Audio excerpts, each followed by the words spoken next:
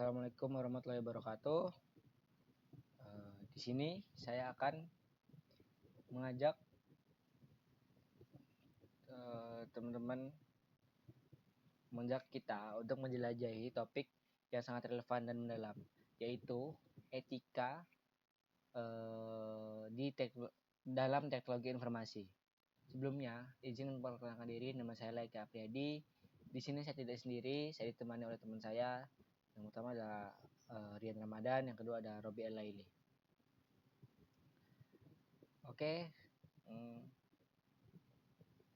di era di mana teknologi berkembang dengan kecepatan cahaya, hampir tidak ada aspek kehidupan yang tidak disentuh olehnya. Kita menggunakannya untuk bekerja, belajar, berinteraksi sosial, bahkan untuk sekedar memesan makanan. Namun, di balik semua kemudahan dan inovasi ini, ada pertanyaan-pertanyaan etis yang perlu kita renungkan. Apakah kita sudah menggunakan teknologi secara bertanggung jawab? Nah, di presentasi ini akan mengupas tuntas mengapa etika itu penting. Isu-isu apa saja yang muncul dan bagaimana kita sebagai pengguna dan pengembang bisa berperan aktif dalam menciptakan dunia digital yang lebih baik dan lebih aman bagi semua.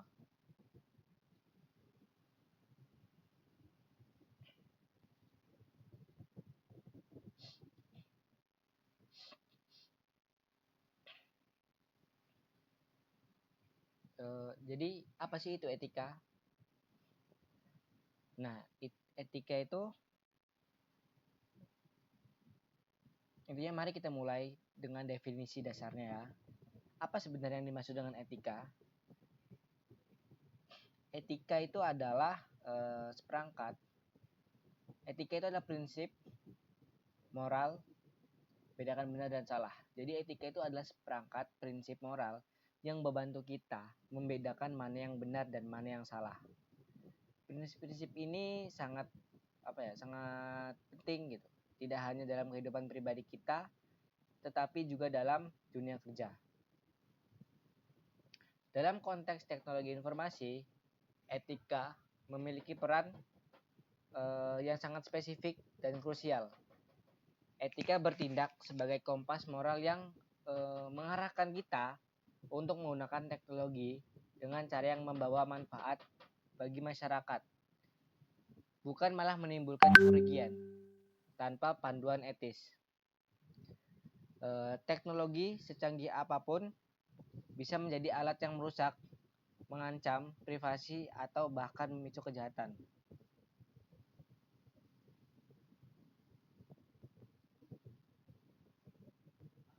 Pentingnya etika di era digital. Nah, pentingnya etika di era digital ini yang pertama adalah masuk ke semua aspek bisnis, pendidikan, dan pemerintahan.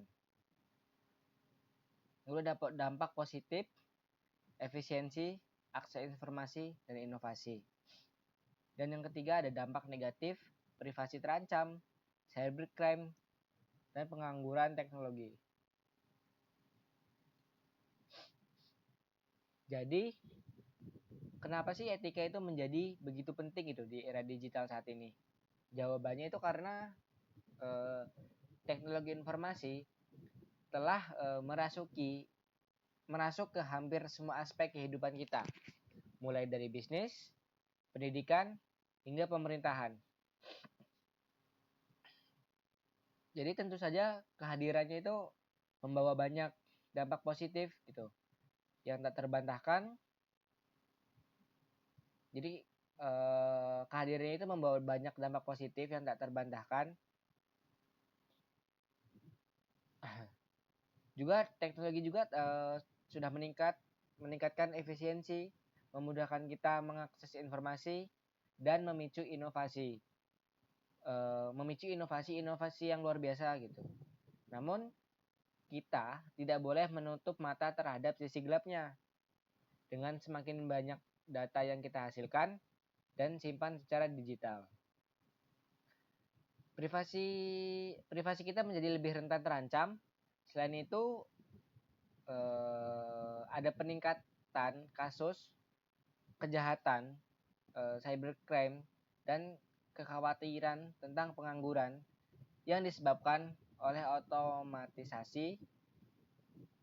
Jadi etika ini membantu kita mengelola semua dampak ini agar kita bisa memaksimalkan kebaikan teknologi dan meminimalkan risikonya.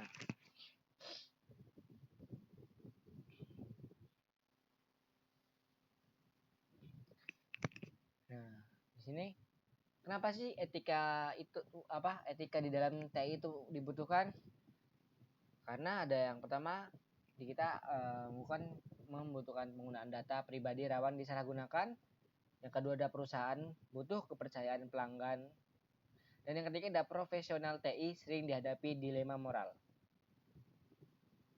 Nah, mari kita perdalam lagi mengapa etika itu di dalam TI menjadi suatu keharusan. Yang pertama tadi ada penggunaan data pribadi rawan disalahgunakan. Nah, penggunaan data pribadi yang masih masif itu membuat data-data kita ini sangat rawan gitu untuk disalahgunakan. Setiap kali kita mendaftar aplikasi atau berinteraksi secara online, kita memberikan data yang berharga dan ada resiko data tersebut bocor atau dijual kepada pihak ketiga tanpa persetujuan kita. Sangat bahaya ya. Yang kedua, bagi sebuah perusahaan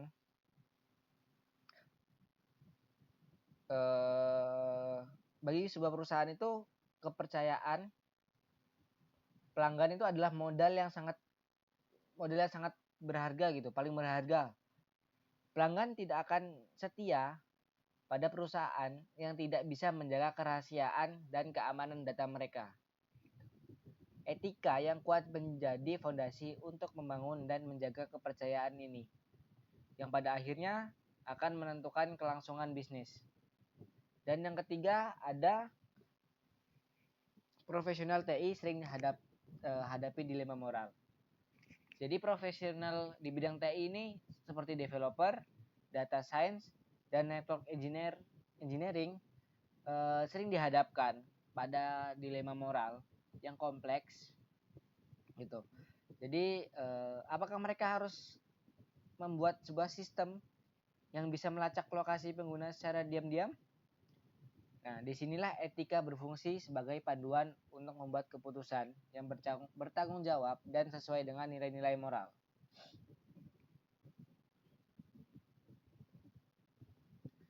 Nah, di sini ada tujuan mempelajari etika TI. Apa aja sih tujuan-tujuan mempelajari etika TI? Nah, yang pertama itu ada membantu menghadapi dilema moral. Dan yang kedua, ada memberi pedoman pengambilan keputusan. Dan yang ketiga itu meningkatkan kesadaran sosial dalam penggunaan TI. Jadi yang pertama ada membantu. Jadi intinya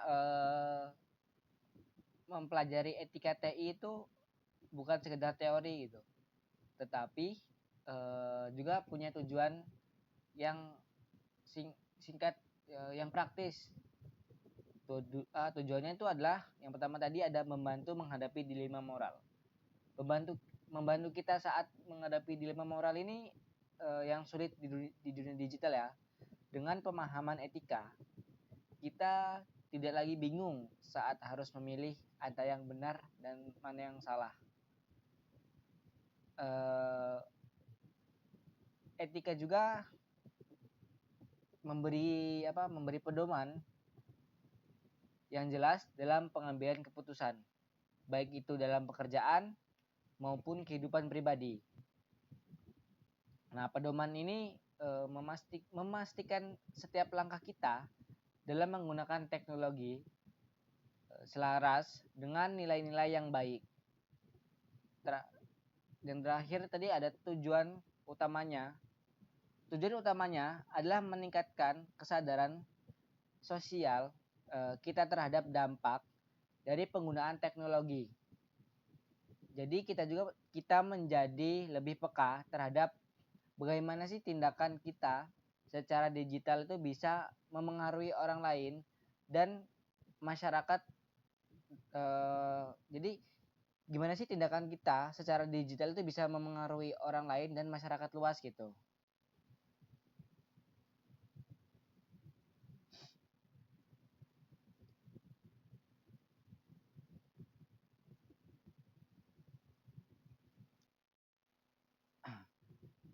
Oke, selanjutnya akan dilanjutkan oleh teman saya.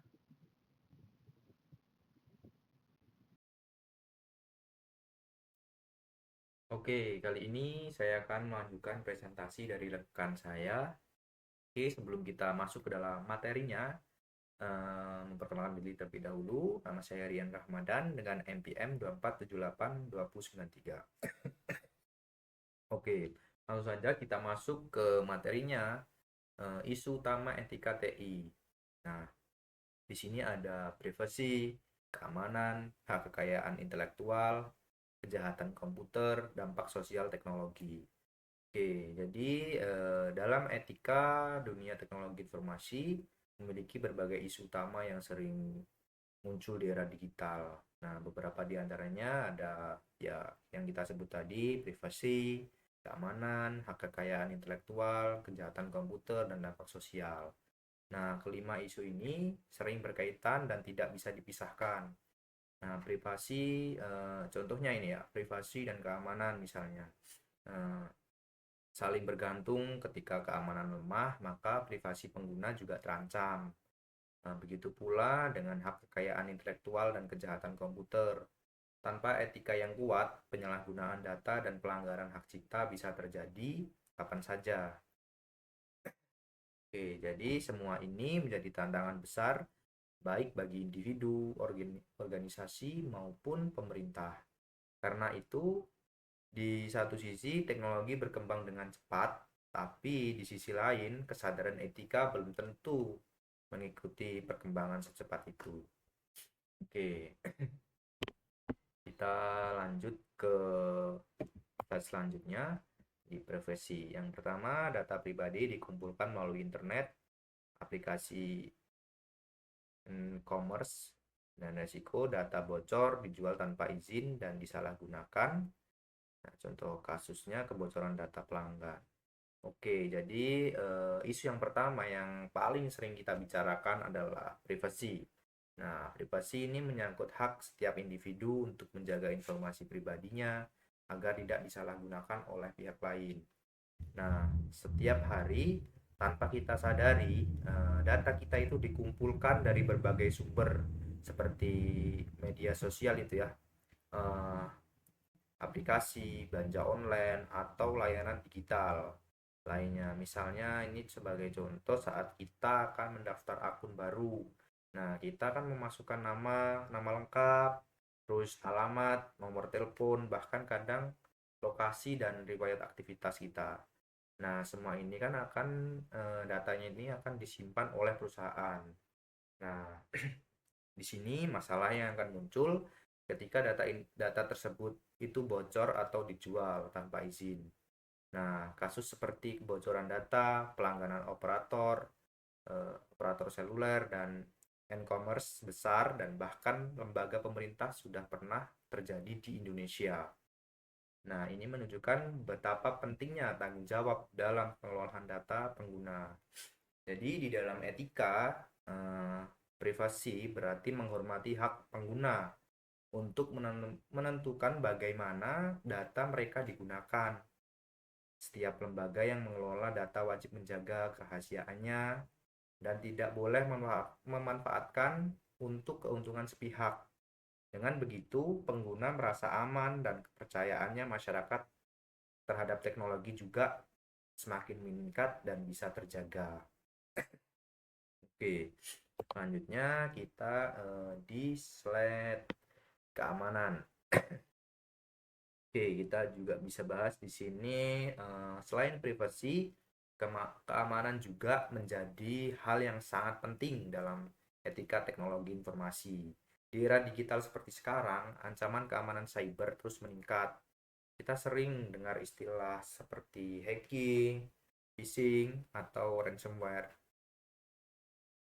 di mana data seseorang atau perusahaan itu bisa dicuri, disandra, atau disalahgunakan untuk kejahatan finansial. Nah, serangan semacam ini tidak hanya menyebabkan kerugian ekonomi, tapi juga merusak reputasi perusahaan dan menurunkan kepercayaan pengguna. Nah, karena itu menjaga keamanan sistem bukan hanya kewajiban teknis, melainkan juga bentuk tanggung jawab moral, etika. Jadi di etika ini setiap profesional IT untuk menjaga integritas sistem, tidak membuka celah keamanan secara sengaja dan selalu melindungi data pengguna. Keamanan bukan cuma soal program atau antivirus atau enkripsi, tapi juga soal komitmen untuk menjaga kepercayaan publik. Nah, oke. Selanjutnya kita akan bahas di hak kekayaan intelektual. Nah, di hak kekayaan intelektual atau sering disebut dengan intellectual property rights. Nah, ini adalah bentuk penghargaan terhadap karya cipta seseorang, baik dari bentuk software, musik, tulisan, atau gambar, maupun desain digital. Nah, sayangnya pelanggaran terhadap hak ini masih sering terjadi. Contoh yang paling umum penggunaan software bajakan. Nah, pembunuhan film ilegal, atau plagiarisme dalam penulisan tugas atau karya akademik. Nah, bagi sebagian orang, hal ini terlihat sepele karena cuma copy paste gitu misalnya. Tapi hampir semua orang rata-rata juga melakukan hal seperti itu. Namun dari sudut pandang etika itu tidak jelas, tidak benar ya. Nah, jadi setiap karya memiliki nilai dan usahanya di baliknya. Ketika kita menggunakan tanpa izin, kita mengabaikan kerja keras pembuatnya. Jadi di etika kita diajarkan agar kita menggunakan konten digital secara legal dan menghargai hak cipta orang lain. Dengan begitu, dunia teknologi bisa tumbuh sehat, adil, dan mendorong munculnya inovasi baru tanpa takut dicuri dan disalahgunakan. Oke, selanjutnya kejahatan komputer. Oke, yang pertama kejahatan komputer di sini pencurian identitas, carding, penipuan online, cyberbullying, dan penyebaran hoax. Tiga, perlu hukum dan regulasi untuk menanggulanginya. Oke, kita bahas satu-satu. Jadi kejahatan komputer atau cybercrime merupakan salah satu tantangan terbesar dalam era digital. Nah, jenisnya sangat beragam, mulai dari pencurian identitas, penipuan online. Sekarang kan banyak penipuan online, carding, peretasan sistem, sampai penyebaran hoax, cyberbullying. Nah, di sini dampaknya itu tidak main-main ya. Bisa berupa kerugian finansial, bahkan hilangnya data-data penting, gangguan layanan publik, bahkan bisa merusak reputasi individu maupun lembaga. Nah, di etika kita di sini akan diajarkan berperan untuk menanamkan kesadaran bahkan teknologi seharusnya digunakan untuk membantu, bukan untuk merugikan orang lain. Dengan menerapkan nilai-nilai etis seperti kejujuran, tanggung jawab, dan rasa hormat terhadap sesama pengguna, kita bisa meminimalkan potensi terjadinya kejahatan cyber. Nah, selain itu, penegak hukum, kesadaran etis dari individu juga menjadi benteng utama untuk mencegah tindakan tidak bermoral di dunia maya. Oke, kita lanjut ke slide selanjutnya. Oke, di sini dampak sosial TI. Otomatisasi, hilangnya lapangan kerja. Nah, kedua, kesenjangan digital, akses vs tidak. Perubahan interaksi manusia lebih banyak online. Nah, di sini kita akan bahas ya. Oke. Jadi selain kejahatan cyber, perkembangan teknologi juga membawa dampak sosial yang besar ya bagi kehidupan di era zaman digital ini. Nah, otomatisasinya dan kecerdasannya buatan telah membuat banyak pekerjaan manusia itu digantikan oleh mesin ya. Banyak ini sudah beredar ya berita-beritanya, pekerjaan manusia itu sudah digantikan oleh mesin. Jadi hal ini memang meningkatkan efisien produktivitas. Nah, tetapi di sisi lain juga menimbulkan masalah baru seperti pengangguran dan kesenjangan ekonomi. Nah, selain itu muncul kesenjangan digital di mana sebagai masyarakat memiliki akses terhadap teknologi. Nah, sementara sebagian lainnya tertinggal karena keterbatasan ekonomi atau pendidikan. Akibatnya terjadinya ketimpangan dalam memperoleh informasi dan peluang kerja. Nah, dari sisi hubungan sosial, teknologi juga mengubah cara manusia berinteraksi. Nah, bisa kita lihat di zaman sekarang lebih sering berkomunikasi secara lewat layar HP ya, dibandingkan bertatap muka secara langsung. Nah, hubungan menjadi lebih cepat kalau lewat layar HP. Tapi di sisi lainnya, kadang kehilangan kedalaman emosional kita meningkat ya.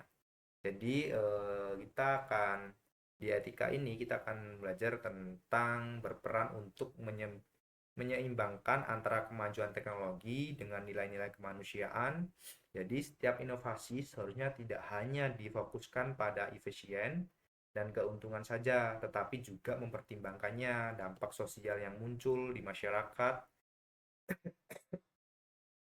Dan dengan kesadaran etika, perkembangan teknologi bisa tetap berpihak pada kemanusiaan dan tidak menjauhkan manusia dari nilai-nilai sosialnya. Oke, mungkin itu saja yang dapat saya sampaikan dari presentasi berikut. Selanjutnya akan dilanjutkan oleh rekan kelompok saya. Oke.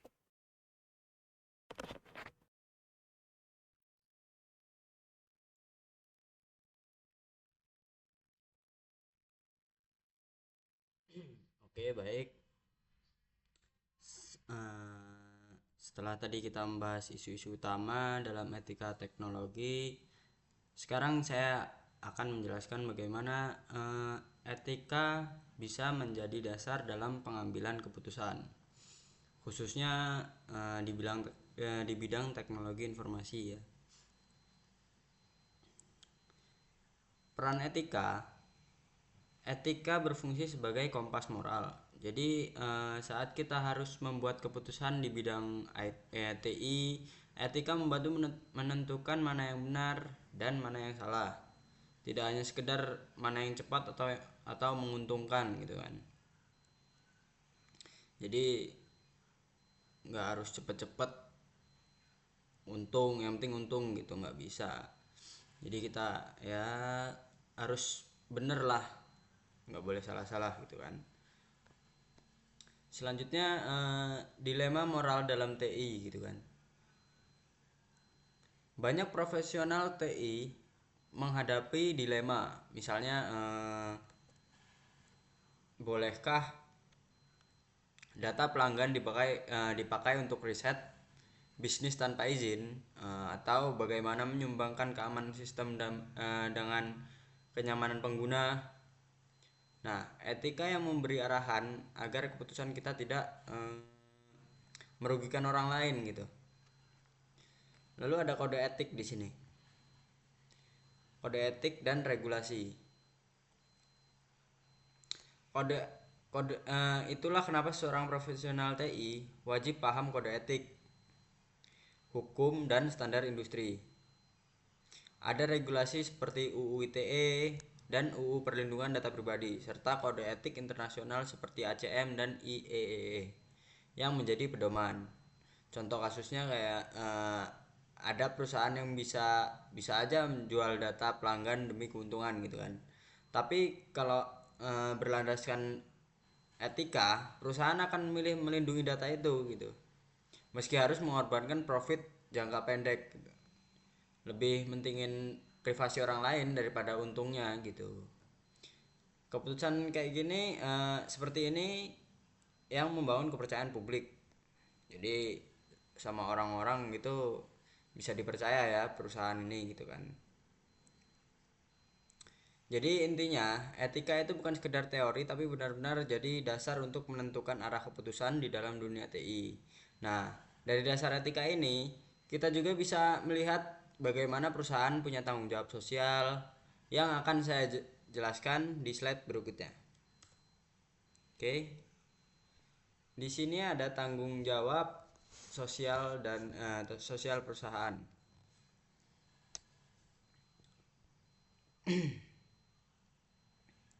Definisi dan konsep. Tanggung jawab sosial perusahaan atau corporate social responsibility artinya perusahaan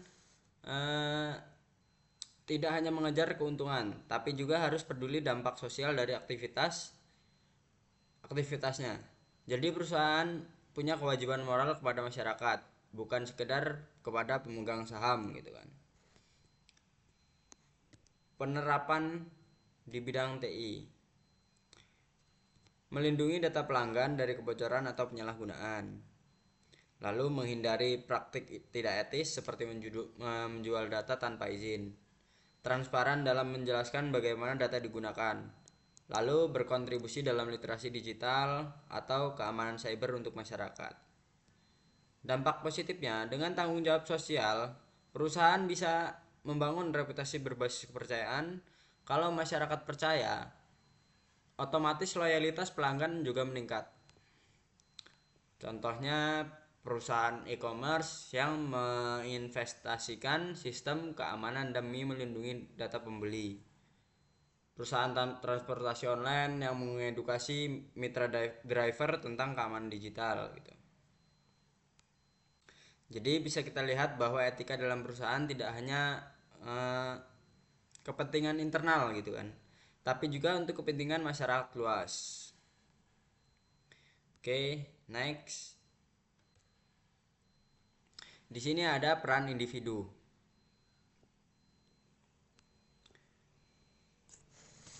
Ada teknologi gunakan teknologi secara bijak. Sebagai pengguna, kita juga harus bisa menggunakan teknologi dengan bijak, bukan sekedar mengikuti tren gitu. Misalnya kayak nggak menyebarkan informasi yang belum tentu benar atau hoax gitu kan. Jadi jangan mudah percaya kayak iklan-iklan apa gitu. Lalu ada jaga privasi pribadi dan orang lain. Kita juga wajib menjaga privasi baik data kita sendiri maupun data orang lain. Hal sederhananya kayak nggak sembarangan membagikan nomor telepon atau alamat teman tanpa seizin dia gitu kan.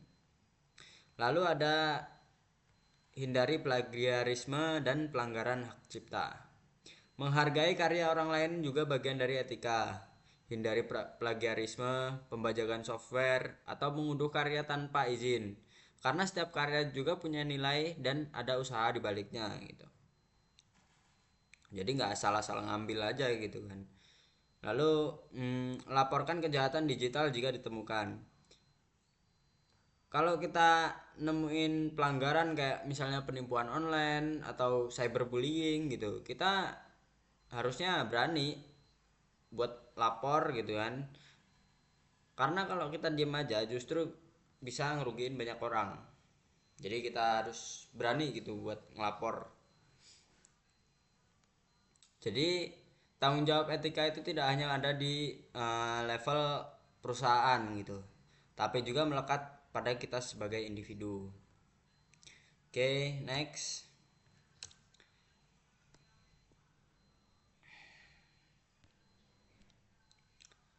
Setelah tadi kita membahas peran perusahaan dan individu, sekarang mari kita rangkum poin-poin utama mengenai etika dalam teknologi informasi gitu.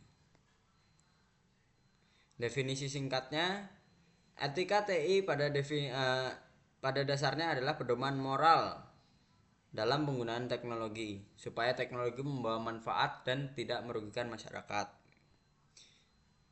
Isu utamanya, Ada 5 isu utama di sini ya. Yang pertama privasi, keamanan, IPR, kejahatan komputer, ya. Lalu lanjut dampak sosial. Yang pertama privasi. Bagaimana data pribadi dilindungi gitu. Jadi intinya gimana caranya kita ngelindungi data pribadi gitu kan.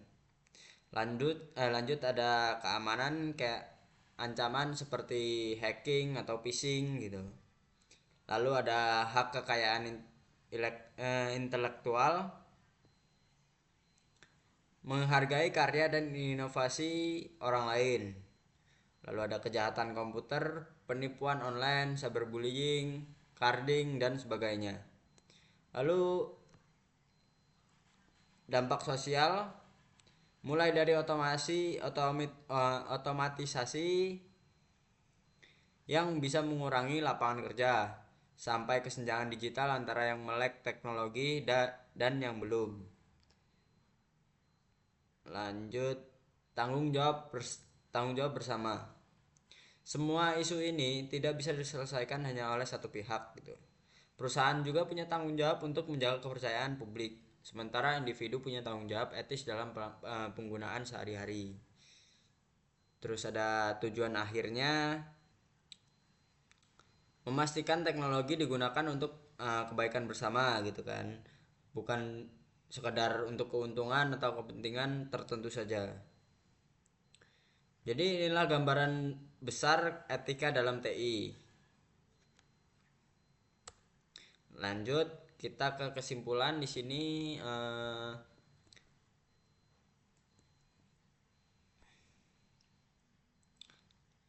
Kita ke kesimpulan, etika adalah pondasi dari teknologi.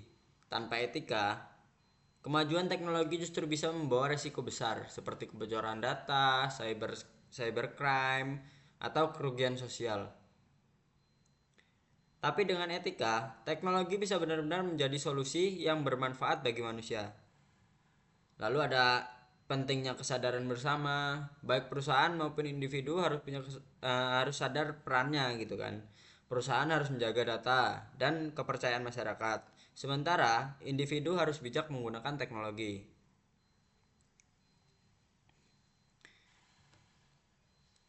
Sebagai bahan diskusi,